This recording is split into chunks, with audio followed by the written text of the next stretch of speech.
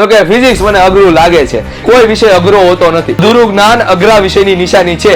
લેક્ચરમાં ગયા એની પહેલા એકવાર ટેક્સ્ટ બુક વાંચીને જાઓ, ભલે તમને ખબર નથી પડતી કે પડે છે. નોવેલની અંદર એક એવું કેરેક્ટર છે જે તમારા કેરેક્ટર સાથે મેચ થાય છે. પુસ્તકો માણસના સારા મિત્ર છે. ઝીણી ઝીણી બાબતો તમને મોટી જગ્યાએ કામ લાગશે. એક તમારું જે લેક્ચર મિસ કરશો એ લેક્ચર તમારા આખા ચેપ્ટરની પથારી ફેરવી નાખશે. ની અંદર જાઓ છો તો માત્ર તમારી પ્રેઝન્ટ પુરાવા નહીં, તમે ત્યાં પ્રેઝન્સ છો એ તમને સામેવાળા સરને દર્શાવો, પણ શબ્દોને પચાવવાને એ કપરા છે. બંનેમાં જો ડિફરન્સ વધારે ન હોય તો તમારે સમજી લેવાનું કે મારું ધ્યાન ભણવામાં હતું, કે મનની મૂંઝવણ એ મોટી છે. એક આકર્ષિત તમારે હાથે બનાવેલી નોટ સારામાં સારા મટીરિયલને શું કરે છે, ઝાંખું પાડી શકે છે. નાના નાના કદમ તમને ક્યાં લઈ જાય છે, મોટી મંજિલ સુધી લઈ જાય છે. એલા ભાઈ, કાલે હું ખાધું સવારમાં ઈ તમને ખ્યાલ ન હોય, બપોરે હું ખાધું ઈ તમને બીજા દિવસે ખ્યાલ ન હોય, આ તો ભણાવેલી વસ્તુ છે, કેમ યાદ રહેવા. પણ આ રીતે તમે ભણશો ને તો તમને લાગશે જ નહીં કે અહીંયા મારું 5 વાર રિવિઝન થાય છે. અને એ વસ્તુ પણ છે કે કોઈ પણ વિષય હોય મહેનત તો માગશે. તમારા મોઢામાં કોઈ કોળિયું આપી જાય તો ચાવવું તો તમારે જ પડશે. તમે અત્યાર સુધી આ વસ્તુ ઉપર ક્યારેય કામ જ નથી કર્યું, એટલા માટે તમને શું લાગે છે, ફિઝિક્સ અઘરું લાગે છે. ગધા મજૂરીને કેન્સલ કરો, સ્માર્ટ વર્કને ઓકે કરો.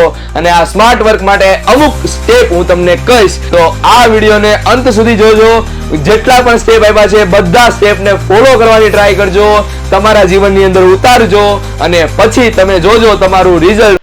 નમસ્કાર વિદ્યાર્થી મિત્રો, કેમ છો બધા? મજામાં? મારું નામ છે કાર્તિક લાઠિયા અને આપ સૌનું અમારી YouTube ચેનલ સ્ટડી માસ્ટર્સ પર હાર્દિક સ્વાગત છે. વિદ્યાર્થી મિત્રો, મનમાં એક સવાલ સતત મૂંઝાય છે. શું સવાલ છે? તો કે ફિઝિક્સ મને અઘરું લાગે છે. ફિઝિક્સમાં મને કાંઈ સમજ નથી પડતી. ફિઝિક્સમાં મને દાખલા સમજાય છે, થિયરી નથી સમજાતી, થિયરી સમજાય છે, દાખલા નથી સમજાતા, MCQ સોલ્વ મારાથી નથી થતા. ફિઝિક્સ વિષય ટૂંકમાં અઘરો લાગે છે. તો એ તમારા મનમાં ખ્યાલ હોય તો મનમાંથી ખ્યાલ કાઢી નાખજો કે ફિઝિક્સ વિષય અઘરો નથી.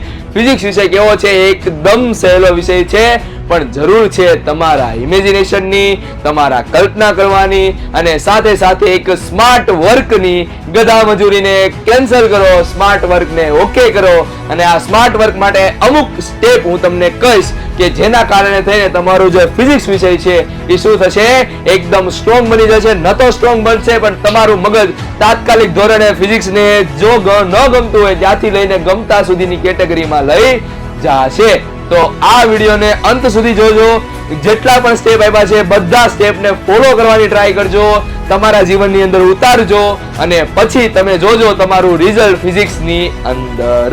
હું તમને એમ નથી કહેતો કે આજે આ વિડીયો જોઈ લીધો એટલે કાલથી તમે ફિઝિક્સમાં માસ્ટર થઈ ગયા, ફિઝિક્સમાં તમારા માર્ક્સ વધી ગયા, બરોબર? એવું નહીં થાય, ક્યારેય નહીં થાય. એવું હું નહીં, કોઈ પણ આવી જાય તમને આજે જે વિડીયો જોયો છે એના કારણે કાલથી તમારું ફિઝિક્સ અઘરું નહીં લાગે, એવું નહીં બને. તમારે મિનિમમ 3 દિવસ આપવા પડશે.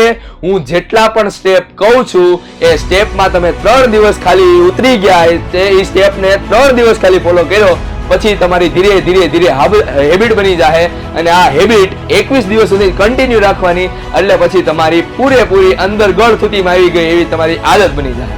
અને એવી આદતોને આપણે શું કરવાની છે, વધારે સારી રીતે વાપરવાની છે. તો પહેલો મુદ્દો છે read text book. Read text book, આપણી જે NCERT ટેક્સ્ટ બુક છે એને વાંચો. એને શું કરો? વાંચો. નથી સમજ પડતી, સમજ પડે છે, એની યારે અત્યારે કાંઈ લેવા દેવા નથી.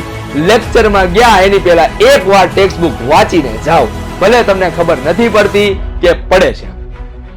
એની પાછળનું કારણ શું છે ખબર છે? જો તમને ખબર પડી ગયો તો વેલ એન્ડ ગુડ. નથી ખબર પડી તો તમે લેક્ચરમાં જઈને અચ્છા આ ટેક્સ્ટ બુક નો આવડું આ સેન્ટેન્સ આ કહેવા માંગે છે, હવે ખબર પડી. તમને કઈક નવી વસ્તુ જાણવા મળશે જે તમે ઓલરેડી જાણો છો.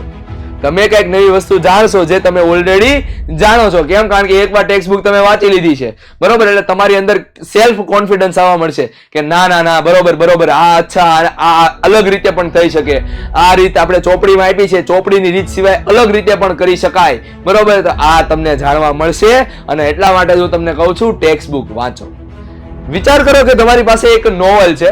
વિચાર કરો કે એક તમારી પાસે નોવેલ છે અને નોવેલની અંદર એક એવું કેરેક્ટર છે જે તમારા કેરેક્ટર સાથે મેચ થાય છે, તમારા ગુણ સાથે મેચ થાય છે. માનો કે કોઈ ઇન્ટેલિજન્ટ કેરેક્ટર છે, એ તમારા કેરેક્ટર સાથે મેચ થાય છે. હવે આ કેરેક્ટર મેચ થયો એટલે તમને એમ લાગશે કે ઈ પાત્ર હું જ ભજવું છું. ઈ જે ચોપડીમાં લખેલું છે, ઈ નોવેલમાં લખેલું છે, ઈ પાત્ર હું જ ભજવું છું. અને આ પાત્ર ભજવવાની જે ઇમેજિનેશન છે, કલ્પના છે, એ ટેક્સ્ટ બુક અથવા તો ચોપડીની સારામાં સારી આદત છે. ચોપડી શા માટે વાંચવી જોઈએ, ટેક્સ્ટ બુક શા માટે વાંચવું જોઈએ, નોવેલ શા માટે વાંચવું જોઈએ, શા માટે લોકો એમ કહે છે કે પુસ્તકો માણસના સારા મિત્ર છે? એની પાછળના ઘણા બધા કારણો છે, જેમાંથી 2 કારણો મને બહુ યોગ્ય લાગે છે. એની પાછળનું એક કારણ એ છે કે તમને ઇમેજિનેશન કરતા શીખવાડશે, એડી કલ્પના કરતા શીખવાડશે. તમારું મગજ એક પ્રકારનું કલ્પના કરશે કે શું અહીંયા થાય છે, બરોબર? તમે એ પરિસ્થિતિની અંદર ડૂબી જશો કે અહીંયા શું થાય છે. એક આઈકે વીજળી વાળાની બુક મને યાદ આવે છે, હું નાનો હતો તે મેં વાંચેલી, હીરાનો ખજાનો. મને શા માટે આ ચોપડીનું મને એટલું બધું ગમે છે, આ ચોપડીનું નામ પણ મને યાદ છે. મેં ઘણી બધી ચોપડીઓ વાંચેલી છે, નોવેલ વાંચેલી છે, પણ આ શા માટે મને યાદ રહી? કારણ કે આ જે ટેક્સ્ટ બુક છે, આ જે બુક છે, એ બુકની અંદર મને એવું ઇમેજિનેશન થયું કે એના કારણે મને એમ લાગ્યું કે આ પાત્ર તો હું જ ભજવું છું. રેડી? અને એટલા માટે થઈને ટેક્સ્ટ બુક વાંચો, બરોબર? અને આ જ ટેક્સ્ટ બુક તમને મદદ કરશે ક્યારે? તો કે જ્યારે તમને MCQ આવ્યા છે, JEE નીટની એક્ઝામ આવશે ને ત્યારે ઝીણી બાબતોને તમે ટીક કરતા જાઓ, લખતા જાઓ, અને આ જ વસ્તુ તમને ઝીણી બાબતો તમને મોટી જગ્યાએ કામ લાગશે, બરોબર? તો આ વસ્તુ ધ્યાન રાખજો. એક શું કહે છે? Read text book. બીજું, અટેન્ડ ક્લાસ ડેઈલી. રોજ ક્લાસ શું કરો? અટેન્ડ કરો. રેડી? તમને તબિયત ખરાબ હોય એવી પરિસ્થિતિમાં ક્લાસ અટેન્ડ ન કરો, અથવા તો બહુ એમરજન્સી હોય ને તમે ક્લાસ અટેન્ડ ન કરો તો ચાલે, પણ તમને મજા નથી આવતી, આજે મૂડ નથી, આજે ભણવાનું મૂડ નથી, આજે મારો હોમવર્ક બાકી છે, એવી કન્ડિશનની અંદર જો તમે ક્લાસ મિસ કર્યો તો સમજી લેજો કે આ તમારો વર્સ્ટમાં વર્સ્ટ એટલે કે ખરાબમાં ખરાબ નિર્ણય છે. કારણ કે ઘણી વખતે એક તમારું જે લેક્ચર મિસ કરશો, એ લેક્ચર તમારા આખા ચેપ્ટરની પથારી ફેરવી નાખશે, આખા ચેપ્ટરનો ભોગ લઈ જશે. તમારું એક લેક્ચર આખા ચેપ્ટરનો ભોગ લઈ જશે, અથવા તો એના પછી આવતા જેટલા પણ ચેપ્ટર તે ચેપ્ટરને રિલેટેડ છે એ બધાનો ભોગ લઈ જશે. તો ક્લાસીસ ક્યારે પણ મિસ ન કરવા, બરોબર? રોજ તમે ક્લાસ શું કરો? અટેન્ડ કરો. અને સાથે એ ક્લાસની અંદર જાઓ છો તો માત્ર તમારી પ્રેઝન્ટ પુરાવા નહીં, તમે ત્યાં પ્રેઝન્સ છો એ તમને સામેવાળા સરને દર્શાવો કે ભાઈ સર, અમે માત્ર ને માત્ર તનથી નહીં મનથી પણ અહીંયા છીએ. તમારા મગજમાં એક વસ્તુ ફિટ કરી દો કે માત્ર સામેવાળો જે ભણાવે છે એ એમનેમ સ્ટેજ ઉપર નથી આવી ગયા, એ પોતાના બહોળા અનુભવથી ભણાવે છે. તો તમારે એનો અનુભવનો ઉપયોગ કરવાનો છે અને તમારી અંદર શું કરવાનું છે? વસ્તુને ઉતારવાની છે. અને એના માટે તમારે ડેઈલી ક્લાસની અંદર જવું પડશે. અને નહીતર તમને શું થશે? માનો કે તમે એક વસ્તુ ભણી ગયા, હવે તમે સમજો કે ગતિ વિષયનો ચેપ્ટર છે અને તમને ગતિ એટલે શું એ જ નથી ખબર, તો પાછળની વસ્તુ ક્યાંથી ખબર હોવાની? તો આ વસ્તુ ઇમ્પોર્ટન્ટ છે. પહેલો લેક્ચર કોઈ ચેપ્ટરનો મિસ થયો એટલે પાછળનું જેટલું પણ ચેપ્ટર છે બધું મિસ થઈ જાય, તમને માથે ગડબડ સોચને હોળમ થઈ જાય, બરોબર? તો આ વસ્તુ ખાસ ધ્યાન રાખજો, બરોબર? રોજ ક્લાસ મિસ કરો. કોઈ એમરજન્સી સિચ્યુએશનમાં ન જઈ શકો તો વાંધો નહીં, કોન્સન્ટ્રેટ ઇન ક્લાસ.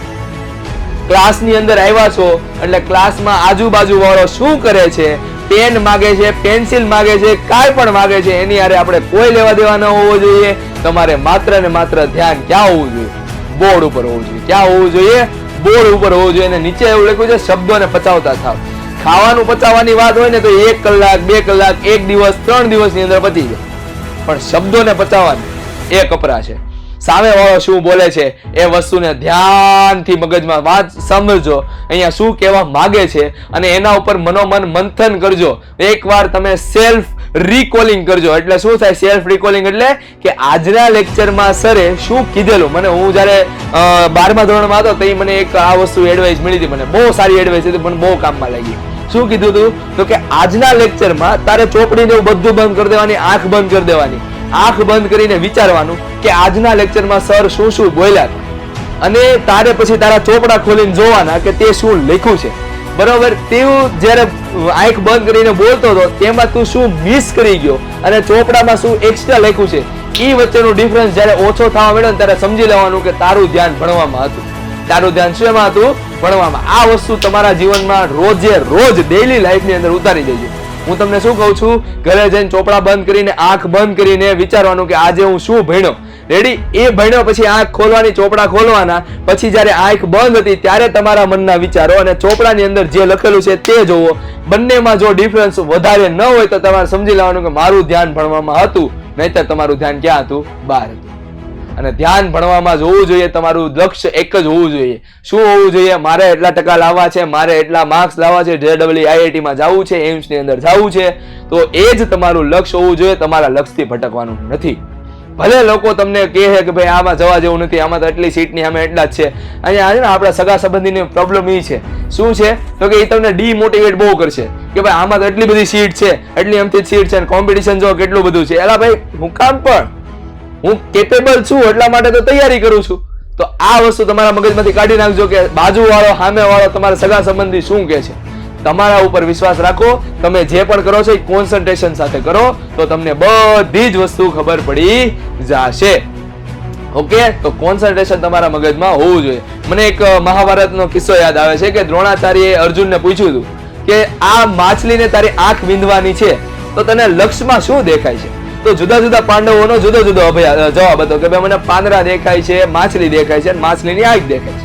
બરોબર? બધાના આવા જ જવાબ હતા. મને ડાળું દેખાય છે, પાંદડા દેખાય છે, પક્ષી ઉડે છે, આમ કરે છે, તેમ કરે છે, એવું બધું દેખાય છે. અર્જુન માત્ર એક પાંડવ હતા કે જેણે એવું કીધેલું કે મને માછલીની અંદર માત્ર ને માત્ર આંખ દેખાય છે, બીજું કાંઈ નથી દેખાતું. એ તમારું લક્ષ્ય છે, એ તમારું કોન્સન્ટ્રેશન બતાવે છે કે તમે કેટલી જગ્યાએ, તમે કઈ જગ્યાએ છો. બરોબર? તો કોન્સન્ટ્રેશન તમારે રાખવું પડશે. ક્લાસની અંદર શબ્દોને પચાવવા પડશે. જ્યારે પણ સર ભણાવે છે નથી આવડતું, ઊભા થઈને બે ઝીઝક લોકો શું વિચારશે, તમારી બાજુવાળો શું વિચારશે, ભલે નાનામાં નાનો સવાલ હોય, આખા ગામને આવડતો હોય તમને ન આવડતો હોય, છેલ્લે ન પૂછી શકો તો સર પાસે વયું જવાનું, એકલા પ્રાઇવેટમાં પૂછી લેવાનું, પણ સવાલ પૂછી લેવાનો. આસ્ક વાય, શા માટે. બરોબર? અને આસ્ક ડાઉટ, તમારા મનના જેટલા પણ સવાલ આવે છે એ બધા જ સવાલ પૂછી લેવાની. કારણ કે મનની મૂંઝવણ એ મોટી છે. મનની મૂંઝવણ મોટી છે. જો મનની મૂંઝવણ નહીં મૂંઝાય તો તમારી મનની અંદર જ મૂંઝવણ શું રહેશે? મૂંઝાતી રહેશે.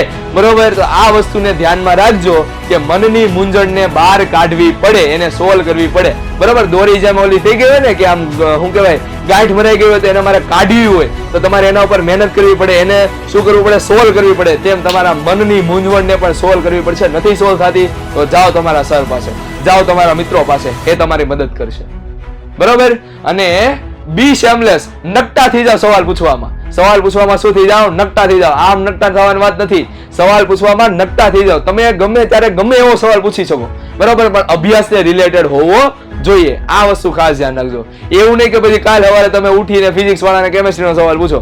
આવડતો હશે પણ એ કેવો આવડતો હશે? તો કે ભાઈ એકદમ આમ તૂટેલા ફૂટેલો જવાબ આપશે. કેમ? કારણ કે ફિઝિક્સ વિષય છે તમે કેમેસ્ટ્રીનું પૂછો છો. બરોબર? પણ જે વિષયના રિલેટેડ સર ટીચરને, તમે રિસ્પેક્ટેડ સર ટીચરને જે સવાલ પૂછો તો વધારે યોગ્ય રહેશે. ઓકે?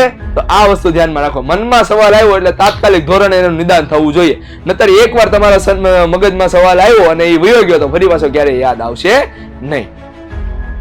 એના પછી શું છે? Make your notes attractive.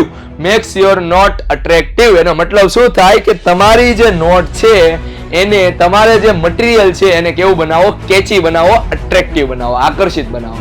બરોબર? એક આકર્ષિત નોટ સારામાં સારા પ્રકાશનના મટીરિયલને ઝાંખું પાડી શકે છે. એક આકર્ષિત તમારે હાથે બનાવેલી નોટ સારામાં સારા મટીરિયલને શું કરે છે? ઝાંખું પાડી શકે છે. એનું પાછળનું કારણ શું છે? આ તમારી મહેનત છે. આ જે નોટ બની ની તમારી મહેનત છે, જ્યારે ઓલું પ્રકાશન બીજા કોઈકની મહેનત છે. નોટ બનાવતી વખતે એક વસ્તુ ધ્યાન રાખજો કે તમારી નોટ હશે ને તો જ તમને એ ફાયદો કરશે. બીજાની નોટ, તમે બાજુવાળાની નોટ વાંચશો ને તો એ તમને ફાયદો નહીં કરે. એનું કારણ છે સાયકોલોજીકલ કારણ. વિચારજો શું છે. તમે જ્યારે લખો છો ત્યારે સરે જે કીધેલું છે એ તમારા મગજમાં ફિટ છે અને તમે એવી જ ભાષામાં લખશો જે તમને ખબર પડે છે. રેડી? તમે એવી જ ભાષામાં લખશો કે જે તમને શું થાય છે? ખબર પડે છે. બરોબર? તમને એમ કીધું કે સરે આવું કીધું તો સરની ભાષામાં નહીં, હું મારી ભાષામાં લખું ભાઈ આવું છે, આવું લખી નાખ્યું. બરોબર?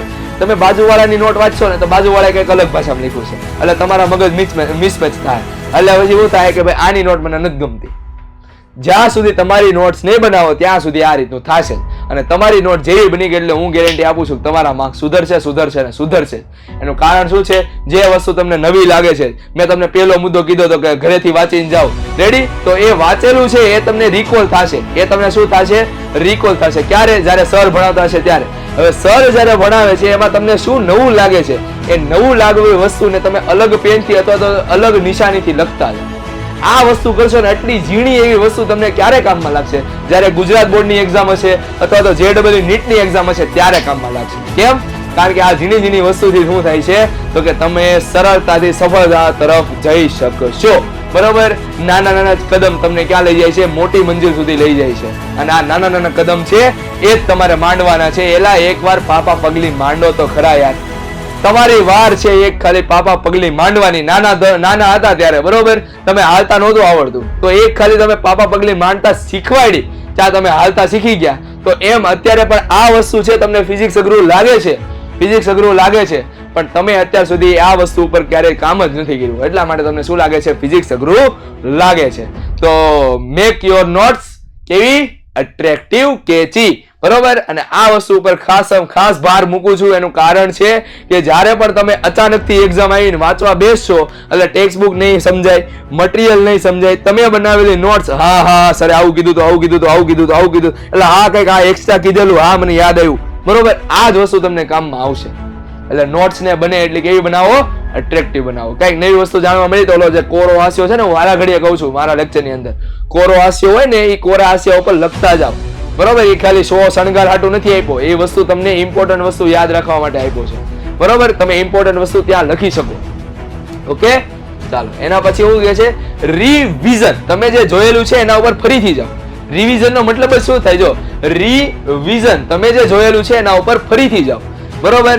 તો અહીંયા તમે જો રિવિઝન કરવું ખૂબ જ અગત્યનું છે. રિવિઝન કરવું ખૂબ જ અગત્યનું છે. એની પાછળનું કારણ શું છે? તમારી પાસે તમને બધી વસ્તુ આવડી ગઈ, આજે બધી વસ્તુ આવડે છે, કાલે સવારે ઉઠીને આ જ વસ્તુ તમને નહીં આવડે. એલા ભાઈ કાલે હું ખાધું સવારમાં ઈ તમને ખ્યાલ ન હોય, બપોરે હું ખાધું ઈ તમને બીજા દિવસે ખ્યાલ ન હોય, આ તો ભણાવેલી વસ્તુ છે, કેમ યાદ રહેવા? તો એના માટે થઈને તમારે રિવિઝન સતત કરતું રહેવું પડે. અને રિવિઝન કરશો ને એટલે હું તમને ગેરંટી આપું છું કે આ વસ્તુ તમને યાદ રહેશે. જે ટોપિક તમે યાદ રાખશો, જે ટોપિક યાદ રાખવા માંગો એ વસ્તુ તમને યાદ રહેશે, પણ રિવિઝન કરવું પડશે. હવે અહીંયા રિવિઝનમાં કેટલી વાર રિવિઝન થાય છે એ પણ તમને ગણાવું. જો રિવિઝન કેટલી વાર થાય છે ને એ પણ તમને ગણાવું છું. એક વાર તમે ઘરેથી વાંચીને ગયા, બીજી વાર તમે સ્કૂલમાં સર પાસે ભણ્યા, ત્રીજી વાર ઘરે આવીને વાંચશો. મેં તમને ઓલું કીધું ખબર, આંખ બંધ કરીને વિચારો કે સર આજે હું કીધું, ત્રીજી વાર ઘરે આવીને વાંચશો. બરોબર? આ 3 વાર છે. હવે ચોથી વાર ક્યારે આવશે તો કે સર જ્યારે બોલ્યા એને બોર્ડ ઉપર લખ્યું, એ જ્યારે તમે લખતા હશો ત્યારે માત્ર ને માત્ર ધ્યાન તમારું લખવામાં, આજુબાજુ વાળા કોણિયું મારતા નહીં લખવાનું. બરોબર? એનું કારણ છે તમારું મગજ ડાયવર્ટ થઈ જાય. તો જ્યારે તમે લખતા હશો એ ચોથી વાર રિવિઝન. રેડી? અને લખતા વાંચતા હશો એ તમારી 5મી વાર રિવિઝન. 5 વાર રિવિઝન કરો છો તમે દિવસના. કેટલી વાર? 5 વાર. દોસ્ત, તમને અહેસાસ થશે કે મેં 5 વાર રિવિઝન કર્યું? ક્યારેય નહીં થાય. કેમ? કારણ કે ઝીણા સ્ટેપ છે. તમે એકના એક દિવસે રિવિઝન 5 વાર કરશો તો તમને લાગશે કે મેં 5 વાર રિવિઝન કર્યું, પણ આ રીતે તમે ભણશો ને તો તમને લાગશે જ નહીં કે અહીંયા મારું 5 વાર રિવિઝન થાય છે. બરોબર? તો આ વસ્તુ તમારે પકડવાની જરૂર છે. રેડી? હું જ્યારે ભણતો ત્યારે મને આ વસ્તુ કીધેલી કે રિવિઝન છે ને એ રિવિઝન એટલું ખૂબ જ અગત્યનું છે. બરોબર? અને રિવિઝન તમને જ્યાં સુધી નહીં કરો, જ્યાં સુધી તમે રિવિઝન નહીં કરો ત્યાં સુધી તમે અટવાયેલા રહેશો.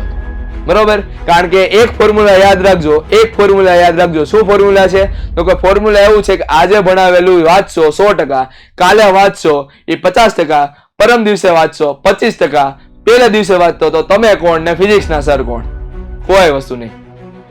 અને એ વસ્તુ પણ છે કે કોઈ પણ વિષય હોય મહેનત તો માગશે. તમારા મોઢામાં કોઈ કોળિયું આપી જાય તો ચાવવું તો તમારે જ પડશે. બાકી કોઈ તમને આમ જડબું આમ કરીને ન કે ચવાઈ દે. બરોબર? તો ચાવવું તો તમારે પડશે. તો મહેનત વગરનું તો કાંઈ નહીં થાય. બરોબર? તો મહેનત જોશે જ. તો આ રિવિઝન નું છે. અને અહીંયા સુધી જો અમારો વિડીયો જોયો હોય અને તમને પસંદ આવ્યો હોય વિડીયો તો લાઈક, શેર અને કમેન્ટ કરી દો. અને સાથે સાથે તમારા મિત્રોને કે જેમને ફિઝિક્સ અઘરું લાગે છે, કેમેસ્ટ્રી અઘરું લાગે છે અથવા તો કોઈ બીજો વિષય અઘરો લાગે છે એમને ફટાફટ શેર કરી દો. અને છેલ્લો જે આપણો ટોપિક છે એ છેલ્લો ટોપિક છે સોલ્વ MCQ ડેઈલી. એક વસ્તુ યાદ રાખજો કે શું કહેવાય, ઉપયોગ વગરનું જ્ઞાન નકામું છે. ઉપયોગ વગરનું જ્ઞાન કેવું છે? નકામું છે. અને આ ઉપયોગ વગરના જ્ઞાનને આપણે ઉપયોગમાં લાવવાનો છે. કઈ રીતે? MCQ સોલ્વ કરી. કેટલું? MCQ સોલ્વ કરીને રોજે રોજ તમારાથી બને એટલા MCQ સોલ્વ કરો. રેડી? કલાકની અંદર ભલે તમારાથી 2 જ MCQ સોલ્વ થતા હોય, 3 જ MCQ સોલ્વ થતા હોય, ધીરે ધીરે તમારી અંદર ફાવટ આવશે અને આ ફાવટ તમને 2 થી 200 સુધી લઈ જશે. બરોબર? ગુજરાત બોર્ડની વાત કરું છું. હું કહેવાય જી નીટ માટે જવું હોય તો તમે પહેલા 2 થી 5 જાશો, 5 થી 10, 10 થી 20, આ રીતે કરતા તમે શું કરશો? તમારી એફિશિયન્સી વધશે અને સોલ્વ કરવા માટેનો ટાઈમ પણ ઘટશે. બરોબર? તો રોજે રોજ તમે જે પણ ભણ્યા છો એ વિષયનો, એ ટોપિકનો તમે શું કરો? MCQ સોલ્વ કરો. અને જેના કારણે થઈને પછી તમારે કોઈની તેવડ નથી કે તમારા માર્ક્સ ઓછા લાવી શકે. એક તમે જ તમારા ભાગ્યના નિર્માતા છો અને તમે જ તમારા ભાગ્યના વિધાતા છો અને તમે જ તમારા ભાગ્યને લખનારા પણ છો કે જેથી કરીને તમારું પરિણામ કેવું આવશે? સારું આવશે. અને બીજી વસ્તુ કે કોઈ વિષય અઘરો હોતો નથી. કોઈ વિષય અઘરો હોતો નથી. તમારા મનમાં ખ્યાલ હોય કે વિષય અઘરો છે, એ અઘરો વિષય કાઢી નાખજો. અધૂરું જ્ઞાન અઘરા વિષયની નિશાની છે. એક વસ્તુ યાદ રાખજો, અધૂરું જ્ઞાન અઘરા વિષયની નિશાની છે. તમારી પાસે જ્ઞાન અધૂરું હોય તો એ વિષય તમને કેવો લાગશે? અઘરો લાગશે અને લાગશે જ. બરોબર? તો આ વસ્તુ તમારા મગજમાંથી કાઢી નાખશો કે આ વિષય અઘરો છે કે આ વિષય અઘરો છે. તમારી પાસે જે જ્ઞાન છે એ અધૂરું છે, એટલા માટે તમને શું લાગે છે? અઘરો વિષય લાગે છે. આશા રાખું છું કે તમને આ વિડીયો પસંદ આવ્યો હશે અને તમારા જીવનમાં કંઈક ઇમ્પ્લિમેન્ટ કરશે. હું તમને એમ કહું છું કે આજથી જ તમને આ ઇમ્પ્લિમેન્ટ કરી દો કે જેના કારણે થઈને તમને ફિઝિક્સમાં શું થાય? કન્સિસ્ટન્સી મળે અને કન્સિસ્ટન્સીની સાથે સાથે તમારો ફિઝિક્સ વિષયનો જે પાયો છે, જે માર્ક્સ લાવવાની મેથડ છે, એ પણ શું થાય? સુધરે. આવા જ લેક્ચર સાથે, આવા જ વિડીયો સાથે આપણે મળતા રહીશું. ત્યાં સુધી અમારી ચેનલ સાથે જોડાઈ રહેજો. આપણે મળીએ છીએ નેક્સ્ટ ટાઈમ બીજા વિડીયોની અંદર. Till then thank you. ધ્યાન રાખજો તમારું અને તમારા મમ્મી પપ્પાનું, તમારા ફેમિલીનું.